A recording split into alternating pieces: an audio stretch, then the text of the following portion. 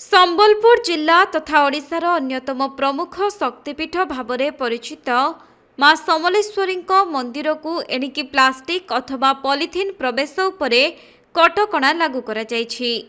समलेश्वरी मंदिर trust board पक्षरु मां समलेश्वरी मंदिर परिसर अंचल को प्लास्टिक मुक्त अंचल भावे घोषणा करा जायछि।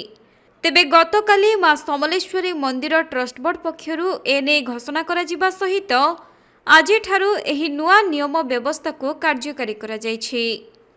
सेपटे एही घोषणा हेबा परे तुरंत नूतन नियम व्यवस्था को कार्यक्षम करा जायछि।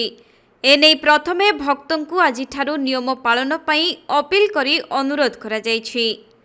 तेबे आगकू अपील परे भी नियम उल्लंघन कले फाइन देबाकू पड़िपारे बोली ट्रस्ट बोर्ड सभापति सूचना दैछन्ति। मंदिर को आसीबा समय रे मां को पूजा पई भोग और नड़िया को मध्य कागज ठुंगारे आनिबा सहित धूपकाठी खोलारे आनिबा पई भक्तों को निवेदन करा जायछि।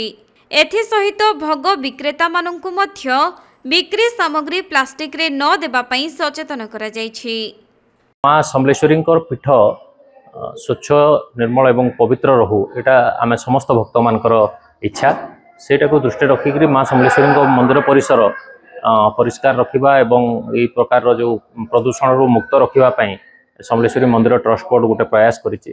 जदिओ प्लास्टिक जो सिंगल यूज प्लास्टिक एगुड़ा आमर जीवन शैली भीतर को बहुत मात्रा रे प्रवेश करि जायछि, तथापि आमे भक्त मानकर सहयोग रे एवं दुकानी मानकर सहयोग रे आमे ताको कार्यान्वयन करबा पई चेष्टा करूछु एवं मां समलेश्वरी मंदिर पीठ को कोनोसी प्रकार रो पॉलिथिन किंबा जरी ए सब जिनस न आनिबा पई आमे भक्त मान को निवेदन करछु।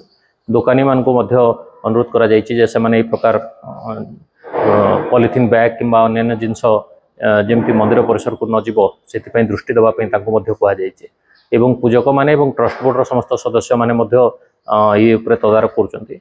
एटा को आमे वर्तमान अनुरोध करछु एटा को समस्ते अनुपालन करबा पई मंदिर परिसर को स्वच्छ एवं पवित्र रखिबा पई एवं आगामी दिन रे जदि आमे अनुभव करू जे या उपरे किछि दंड विधान रो व्यवस्था करिया पे ताहले निश्चित भाबरे ट्रस्ट बोर्ड ता उपरे ध्यान देबो। किंतु आमे आशा करछु जेहेतु मां समलेश्वरी पीठ समस्त भक्त मानकर पीठ एवं समस्त भक्त मानकर आवेग जोड़ा हिचे तो निश्चित भाबरे हमर ए प्रयास सफल होबो।